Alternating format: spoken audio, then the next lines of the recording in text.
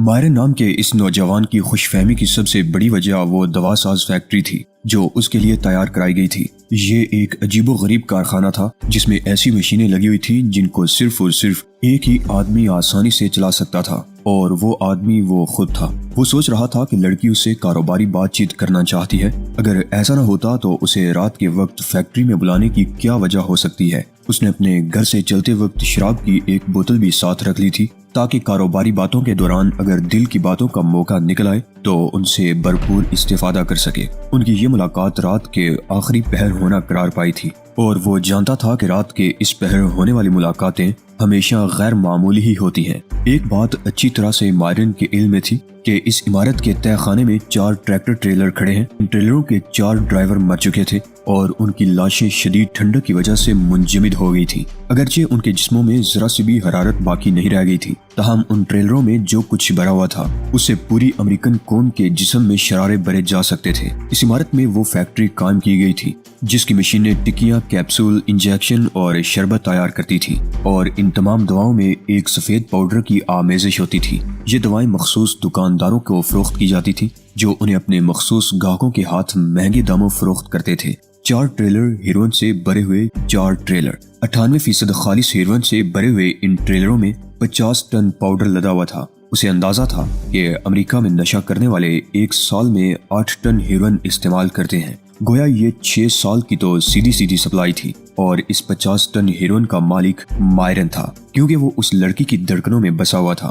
مائرن کے ذہن میں بار بار 50 ٹن ہیروئن کا ذخیرہ گم جاتا تھا اور وہ ہر بار حساب لگانے لگ جاتا۔ 1,00,000 پاؤنڈ، جبکہ 1 پاؤنڈ ہیروئن $1,00,000 کی فروخت ہوتی تھی۔ یہ سوچتے ہوئے خیالوں ہی خیالوں میں اس پر چاروں طرف سے کرنسی نوٹ برسنے لگتے تھے۔ مائرن جانتا تھا کہ ہیروئن کی تقسیم کوئی آسان کام نہیں ہے۔ قانون جگہ جگہ دانت گاڑے بیٹھا ہے، لیکن قانون کو کیا خبر کہ یہ زہریلا پاؤڈر دواؤں میں مل کر سریعام بکنے لگا ہے۔ اس وقت وہ اسی تباہ کار فیکٹری کے ایک کمرے میں بیٹھا ہوا تھا اور اس کے لمحے ایک ایک کر کے انتظار میں گزر رہے تھے۔ اچانک اسے ہیڈ لائٹس کا احساس ہوا۔ اس نے فوراً ہی ٹیلی فون کا ریسیور اٹھا لیا۔ یہ ایک مخصوص فون تھا جس پر وہ الیکٹرانک سسٹم کو چلانے والے کمپیوٹر سے بات کر سکتا تھا۔ اس نے جلدی سے نمبر ڈائل کرتے ہوئے کہا، میں مائرن بول رہا ہوں، کوڈ نمبر پلیز۔ کمپیوٹر کے ٹیپ سے آواز آئی، 714336۔ مائرن نے کہا، میں لبرٹی روڈ پر واقع دروازہ کھول رہا ہوں۔ All right. یہ جواب سنتے ہی مائرن نے ریسیور رکھ دیا اور سامنے کے دروازے کی طرف بڑھ گیا۔ اس دروازے میں دھندلا شیشہ لگا ہوا تھا جس سے ایک سیاہ سیڈان کا خاکہ دکھائی دے رہا تھا۔ یہ خاکہ اس کے لیے مانوس تھا۔ مائرن چند لمحے منتظر کھڑا رہا، پھر اسے کار کا دروازہ کھلنے کی آواز سنائی دی۔ اس کے ساتھ ہی مائرن نے لبرٹی روڈ کی طرف کھلنے والے دروازے کو کھول دیا۔ دروازہ کھلتے ہی ایک حسین لڑکی جلدی سے اندر آ گئی۔ مائرن نے فوراً ہی دروازہ بند کر دیا۔ یہ حسین لڑکی رینا تھی، رینا جانسن، میئر کی بیٹی اور سیکریٹری۔ وہ دروازے سے اندر آنے کے بعد تیز تیز چلتی ہوئی ایک تاریک راہداری کی طرف بڑھ گئی۔ مائرن کسی پالتو کتے کی طرح اس کے پیچھے لپکا۔ فرق صرف اتنا تھا کہ اس کی دم نہیں تھی، ورنہ وہ اسے ہلاتا ہوا رینا کے پیچھے پیچھے چلتا دکھائی دیتا۔ رینا اس تاریک راہداری سے گزر کر اس دفتر میں داخل ہو گئی جو مائرن کے تصرف میں تھا۔ یہاں 2 لیمپ روشن تھے۔ دفتر میں قدم رکھتے ہی اس نے جپٹ کر رینا کو پکڑ لیا، لیکن رینا کے تیور حوصلہ افزا نہیں تھے۔ بزنس مائرن، اس نے سخت لہجے میں کہا۔ یہ سرد مہری دیکھ کر لمحے بھر کو مائرن ٹھٹک گیا، پھر اس نے دونوں ہاتھ پہلوؤں میں گراتے ہوئے کہا، ہر وقت بزنس کا بھوت کیوں سوار رہنے لگا ہے تم پر؟ اس لیے کہ بہت کچھ ہو چکا ہے۔ دنیا کا لہجہ بدستور سرد تھا۔ اس کے علاوہ میں ہر وقت کسی جسم کو اپنے قریب برداشت نہیں کر سکتی۔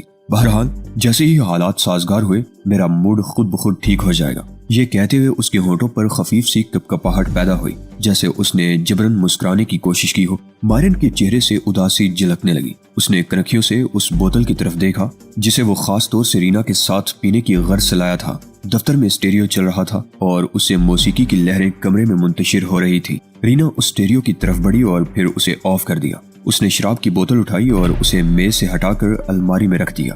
گلاس بھی وہاں سے ہٹا دیے۔ پھر وہ ایک کرسی سنبھال کر میز کے سامنے بیٹھ گئی۔ مائرن بھی بیٹھ گیا تھا۔ وہ دونوں آمنے سامنے بیٹھے ایک دوسرے کو دیکھتے رہے، لیکن رینا نے مطلب کی بات شروع کرنے میں زیادہ وقت ضائع نہیں کیا۔ اس وقت نیچے جتنا بھی ذخیرہ موجود ہے اس نے بے پناہ سنجیدگی سے سوال کیا، تم اس میں سے کتنا مال پیک کر سکتے ہو؟ پلانٹ ٹھیک ٹھاک کام کر رہا ہے، مائرن نے روٹھے روٹھے سے انداز میں کہا۔ میں ایک ہفتے کے اندر اندر مختلف شکلوں میں 500 پاؤنڈ ہیروئن پیک کر سکتا ہوں۔ رینا نے اس بات میں سر ہلا دیا۔ لیکن کیا تم اس مال کو تقسیم کر سکو گے؟ تم جانتی ہو کہ اس کی تقسیم کا کام شروع ہی سے ہمارے لیے پریشان کن رہا ہے۔ مائرن بھی اب سنجیدہ ہو گیا تھا۔ ہاں، یہ واقعی ایک تشویشناک مسئلہ رہا ہے۔ حکومت نے بے پناہ سختی کر دی ہے، پھر چند سرکاری آدمی کام بھی کرنے لگے ہیں جن کی وجہ سے صورتحال بے حد ناخوشگوار ہو گئی ہے۔ میں ڈمونی کے بارے میں پڑھ چکا ہوں، مائرن نے کہا۔ میرا خیال ہے اس پر بے پناہ بوجھ تھا، اتنا بوجھ کہ اس کے دماغ کی تمام نسیں پھٹ گئی اور اس کی کھوپڑی ٹکڑے ٹکڑے ہو گئی۔ ویسے میرا تو خیال تھا کہ اس قسم کے ٹھگوں کے ذہن پر کبھی کوئی بوجھ نہیں رہتا۔ Shut up. رینا کا موڈ پھر خراب ہو گیا۔ تم ڈمونی کو ٹھگ کہہ رہے ہو؟ سنو، وہ اس انجام کو صرف اس لیے پہنچا کہ میرا اور تمہارا نام محفوظ رہے۔ اس بات کو کبھی ذہن سے نہ نکالا کرو۔ مجھے افسوس ہے رینا، مائرن نے جلدی سے کہا۔ وہ بری طرح ہکلانے لگا تھا۔ میرا یہ مطلب ہرگز نہیں تھا، میرا یہ مطلب ہرگز نہیں، بھول جاؤ، رینا نے خشک لہجے میں کہا۔ بہرحال یہ سرکاری آدمی شہزاد، اس نے مجھے پریشان کر دیا ہے۔ یہ ہمارے ملک کا باشندہ نہیں، مشرقی لگتا ہے۔ میں نے حکم دے دیا ہے کہ آج اسے ہر حال میں قتل کر دیا جائے۔ اس کے علاوہ میں نے سپلائی کا ذریعہ بھی سوچ لیا ہے۔ کیا تمہیں یقین ہے کہ تم ایک ہفتے میں 500 پاؤنڈ ہیروئن پیک کر لو گے؟ کم سے کم 500 پاؤنڈ، مائرن نے مسکرا کر کہا۔ 98% خالص ہیروئن۔ کیا تم جانتی ہو یہ کتنی مالیت کی ہوگی؟ ہاں، میں تم سے کہیں زیادہ جانتی ہوں، رینا نے برا سا منہ بناتے ہوئے کہا۔ بازار میں اس کی قیمت $50 ملین ہے، لیکن ہم ہول سیلرز ہیں، ہمیں اس رقم کا 5واں حصہ یعنی $10 ملین ملیں گے۔ لیکن یہ بھی تو سوچو کہ ہر ہفتے 10 ملین کی آمدنی کم نہیں ہوتی ڈارلنگ، اور پھر یہ سلسلہ ہمیشہ ہی چلتا رہے گا۔ ان خیالوں میں کھو کر بے پرواہ ہو جانا، یہ سب کچھ اس منزل تک پہنچنے کے لیے میں نے بڑی محنت کی ہے اور مجھے نہ جانے کیا کیا مصائب جھیلنے پڑے ہیں۔ اس نے میز پر رکھی ہوئی ڈبیا میں سے ایک سگریٹ نکال کر سلگا لیا۔ چند لمحوں تک وہ گہرے گہرے کش لگاتی ہوئی دعا اگلتی رہی، پھر اس نے نیم آنکھوں سے مائرن کی طرف دیکھتے ہوئے بات جاری رکھی۔ میں نے ہر لیڈر کو اطلاع دے دی ہے کہ مال دستیاب ہے، اس کی کوالٹی، قیمت اور شرائط وہی ہیں جو اس سے پہلے تھی۔ علاوہ ازیں میں تقسیم کی ضمانت بھی لوں گی، لیکن ہم یہ سب کچھ کیسے کریں گے؟ مائرن نے الجھ کر کہا۔ چپے چپے پر تو قانون کی آنکھیں لگی ہوئی ہیں، یوں معلوم ہوتا ہے جیسے پولیس اور محکمہ خفیہ کے لوگ ہر جرم کو بول کر صرف ہم بیچارے منشیات فروشوں کے پیچھے ہاتھ دھو کر پڑ گئے ہیں۔ ہم اس مال کو گاجروں کے ساتھ باہر لے جائیں گے۔ گاجریں؟ مائرن نے حیرت سے دہرایا۔ ہاں، گاجریں، میرا مطلب ہے مال سبزی کے ٹرکوں میں جائے گا۔ فکر مند ہونے کی ضرورت نہیں، یہ منصوبہ قابل عمل ہے۔ میری خواہش ہے کہ یہ سارے کا سارا مال جتنی جلدی بھی ممکن ہو یہاں سے نکل جائے، پھر میں اس مقام کو نظر آتش کر دوں گی تاکہ ہر نشان اور ہر ثبوت پر راکھ پڑ جائے۔ اس کے بعد میں کسی مہذب مقام پر جانا چاہتی ہوں، صرف ہم دونوں ڈارلنگ۔ ہم؟ وہ چونک پڑی، پھر سنبھل کر بولی، ہاں مائرن، صرف ہم دونوں۔ مال کو جلد از جلد تیار کرنے کی کوشش کرو، میں ڈیلیوری کے سلسلے میں تم سے جلد ہی رابطہ قائم کروں گی۔ اس نے سگریٹ ایش ٹرے میں بجھا دی اور اٹھ کھڑی ہوئی۔ رینا ڈارلنگ، کیا بات ہے؟ اس کے تیوروں پر ایک بار پھر بل پڑ گئے۔ آج رات کیا میں؟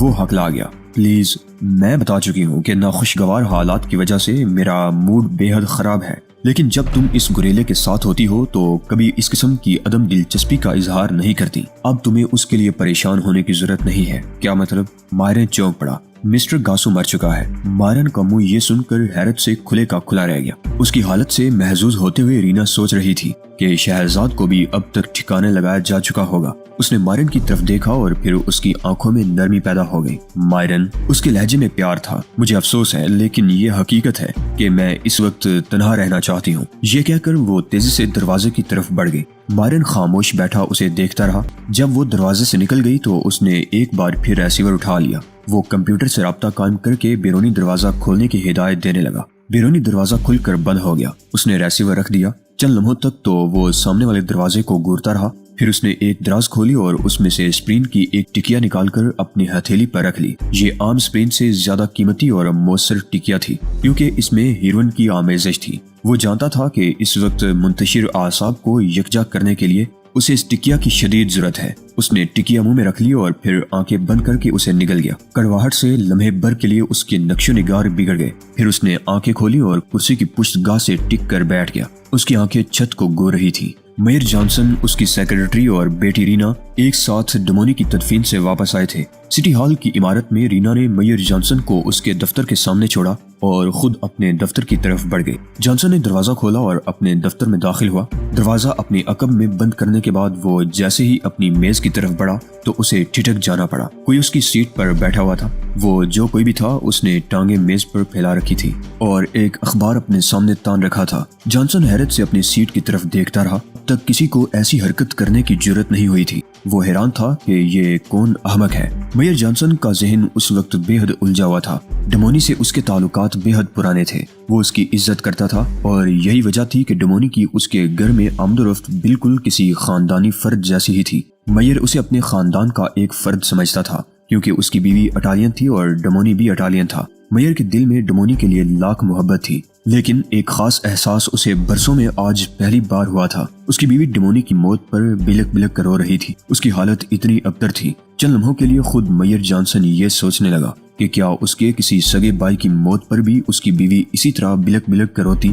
یہ ایک جان لیوا احساس تھا۔ اس احساس کا اس کے دل پر بے پناہ بوجھ تھا۔ وہ سینے میں شدید گھٹن محسوس کرنے لگا، ایک ایسی گھٹن جو اسے اندر ہی اندر مار ڈالنا چاہتی تھی۔ وہ اس گھٹن پر قابو پانے کی جتنی بھی کوشش کر رہا تھا، گھٹن اتنی ہی بڑھتی جا رہی تھی اور اب اسے ایک نئی صورتحال کا سامنا تھا۔ وہ آنکھیں پھاڑ پھاڑ کر اس شخص کو گورنے لگا جو اس کی سیٹ پر اتنی بے تکلفی سے براجمان تھا، جیسے یہ میئر کا نہیں بلکہ خود اسی شخص کا آفس رہا ہو۔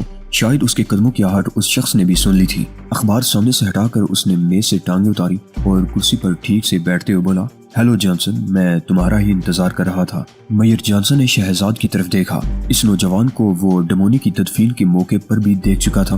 ہیلو، میں تمہارے لیے کیا کر سکتا ہوں نوجوان؟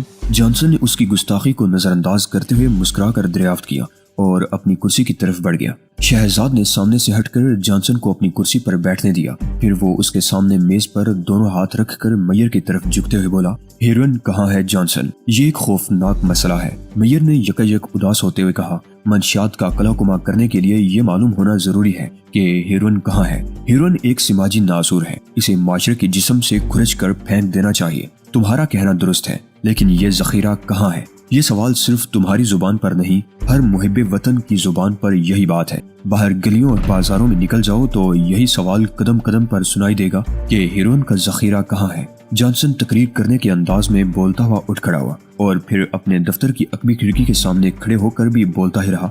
شہزاد اس صورتحال سے بے حد محظوظ ہوا۔ ویسے اسے یقین آ گیا تھا کہ میئر ایک صاف ستھرا آدمی ہے۔ اس کے چہرے اور آنکھوں میں جو نرمی ہے، اسے شہزاد کو یقین ہو گیا کہ اس کے ہاتھ صاف ہیں۔ لیکن وہ عورت کون تھی؟ اچانک شہزاد کے ذہن میں فیونرل ہوم کا منظر گھوم گیا۔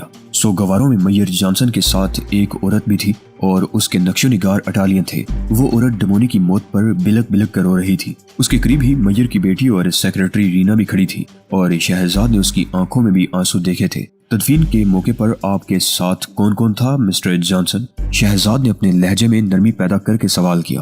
کیوں، میری بیوی اور میری بیٹی؟ جانسن نے حیرت سے پلٹ کر شہزاد کی طرف دیکھا۔ آپ کی بیوی تو ڈمونی کی موت پر یوں رو رہی تھی جیسے ڈمونی کی بجائے آپ کا انتقال ہو گیا ہو۔ جانسن نے بے خیالی میں اس بات میں سر ہلا دیا۔ پھر اس کی آنکھوں میں غصے کی جھلک پیدا ہو گئی۔ اس سے پہلے کہ وہ گھونسا تان کر شہزاد کی طرف لپکتا، شہزاد دروازہ کھولتا ہوا میئر کے کمرے سے باہر آ گیا۔ اس کا ذہن تیزی سے کام کر رہا تھا۔ میئر جانسن واقعی ایک صاف ستھرا آدمی تھا۔ اس کے چہرے کی ساخت میں ذرا سی بھی سختی نہیں تھی، جبکہ اس کی بیوی اور بیٹی کے چہرے اسے کچھ سوچنے پر مجبور کر رہے تھے۔ اور پھر شہزاد نے ایک تعلق خود ہی ڈھونڈ نکالا۔ میئر کی بیوی کو ڈمونی کی موت پر یوں بلک بلک کر رونے کی کیا ضرورت تھی؟ اس کے علاوہ شہزاد کو یاد تھا کہ اس نے رینا کی آنکھوں میں بھی آنسو دیکھے تھے۔ رینا کا چہرہ اس کے ذہن میں اجاگر ہوا تو نقش و نگار کی مماثلت بھی سامنے آ گئی۔ ڈمونی اور رینا کے نقش و نگار میں زیادہ فرق نہیں تھا۔ میئر کے کمرے سے باہر آ کر وہ تیزی سے رینا کے دفتر کی طرف بڑھ گیا۔ اس نے دروازے پر دستک دی اور جواب کا انتظار کیے بغیر اندر گھس گیا۔ وہ اپنی سیٹ پر موجود تھی۔ اس کا چہرہ دونوں ہاتھوں میں چھپا ہوا تھا اور وہ اس وقت بھی سسک سسک کر رو رہی تھی۔ اس نے سیاہ ماتمی لباس پہن رکھا تھا शहजाद दरवाजे से पुष्ट लगाए खड़ा उसे देखता रहा। रीना सिसकियां भर भर कर रोती रही। गालिबन उसने दस्तक नहीं सुनी थी। फिर रफ्ता रफ्ता उसे एहसास हो गया कि कमरे में कोई और भी मौजूद है। उसके दोनों हाथ चेहरे से हट गए और आंसुओं से भीगा हुआ चेहरा दिखाई देने लगा। धुंधलाई हुई आंखों से रीना ने शहजाद की तरफ देखा तो बेइख्तियार उसकी जुबान से निकल गया, तुम? हाँ, मैं। दरअसल कल रात तुम्हारे मुसखरे कामयाब नहीं हो सके, इसलिए मैं इस वक्त तुम्हारे सामने जिंदा खड़ा हूँ। शहजाद की आवाज में गुस्से या सर्द महरी की जरा सी भी झलक नहीं थी। यूं लगता था जैसे वो इससे कोई शिकायत न कर रहा हो, बल्कि महज एक इत्तला दे रहा हो। रीना की आंखों में सुर्खी आ गई। उसका चेहरा सुर्ख होने लगा। उसकी आंखों से नफरत झलकने लगी और उसके नक्शो निगार का सारा हुस्न गुस्से और नफरत के तासुरात से जायल हो गया। वो बेपनाह भयानक दिखाई देने लगी। मुझे तुमसे नफरत है, वो गुर्राने लगी। इसका मतलब है कि पहले तुम्हें मुझसे सच्ची मोहब्बत थी। अगर ऐसा न होता तो नफरत क्यों होती? शहजाद ने मुस्कुराकर कहा और अकब में दरवाजे का लॉक लगाते हुए रीना की तरफ बढ़ने लगा। मुझे तुमसे शदीद नफरत है, वो बड़बड़ाई। उसके अंदाज से हिज़ान जाहिर हो रहा था। चले जाओ यहाँ से, चले जाओ। शहजाद ने करीब पहुंचकर उसके दोनों हाथ थाम लिए। रीना ने झटका मारकर खुद को छुड़ाना चाहा, लेकिन कामयाब न हो सकी। बेबसी से उसकी आंखों में एक बार फिर आंसू आ गए। वो इन आंसुओं को पीने की नाकाम कोशिश करती रही और उसके होंठ कांपते रहे। वो इस कदर जज्बाती हो रही थी कि ठीक से बोलना भी उसके लिए दोबर हो रहा था। शहजाद ने उसे उठाया और एक करीबी काउच पर लिटा दिया। फिलक्राफ्ट में हासिल की हुई तरबियत ऐसे मौकों पर उसके बहुत काम आती थी। उसके फनकार हाथों ने रीना की नफरत धो दी और अब उसकी आंखों में गुस्से और नफरत की बजाय गम के आंसू तैरने लगे थे। तुमने उसे क्यों मार डाला? वो सिसक कर बोली। शहजाद खामोश रहा। वो मेरा बाप था। रीना की सिसकियां तेज हो गई। मुझे बहुत बाद में एहसास हुआ डार्लिंग, उसने रीना के कान की तरफ झुकते हुए धीमी आवाज में कहा। काश ये बात तुमने मुझे पहले बता दी होती। क्या तुम ये समझ रहे थे कि मेयर जॉनसन जैसा नीम मर्द मेरा बाप हो सकता है? रीना ने सिसक कर कहा। शहजाद ने उसकी पीठ थपकते हुए अपने फनकार हाथों की गर्दिश को तेज कर दिया। वेली ने पागलों की तरह खांसते हुए कार के दरवाजे से टेक लगा ली। वो कई सेकंड तक कार से टिका खड़ा रहा, तब कहीं जाकर उसकी हालत मामूल पर आई। फिर उसने दरवाजा बंद कर दिया। दरवाजा बंद करते वक्त उसने कोशिश की थी कि जरा सी भी आवाज पैदा न होने पाए। यही कोशिश उसने खांसते वक्त भी की थी और वो दोनों ही कोशिशों में कामयाब रहा था। कार का दरवाजा खुलने और बंद होने के दरमियानी वक्फे में सोगवार मिसेज जॉनसन नीचे उतर आई थी। वेली जानता था कि मेयर की हसीन इटालियन बीवी डमोनी की मोहब्बत का बरसों से दम भरती रही है। उसके आंसू वेली को जरा भी मुतासिर नहीं कर रहे थे, बल्कि वो दिल ही दिल में सोच रहा था कि इस खूबसूरत औरत को थोड़े ही दिनों बाद अपनी बेटी के लिए इसी तरह आंसू बहाने पड़ेंगे। उसने कार से उतरकर मिसेज जॉनसन को सहारा दिया और उसे ऊपर ख्वाबगाह तक ले जाकर एक घरेलू मुलाजमा के हवाले कर दिया। वो वापस अपनी कार तक आया तो दिली घबराहट पर पूरी तरह काबू पा चुका था। उसने कार स्टार्ट की और उसका रुख सिटी हॉल की उस इमारत की तरफ कर दिया जहां मेयर का दफ्तर था और जहां रीना अपने बाप की सेक्रेटरी के फराइज सर अंजाम देती थी। उसके जहन में अब भी रीना के उस जुमले की बाज गश्त गूंज रही थी जो उसने गुज़श्ता रोज डमोनी के मरने की खबर सुनने के बाद उससे कहा था। ये जुमला उसके लिए एक चौंका देने वाला जुमला था, लेकिन वेली को डमोनी का काम करते हुए इतनी मुद्दत गुजर गई थी कि अब वो ऐसी अनोखी बातों पर ज्यादा देर तक मुतासिर नहीं रहता था।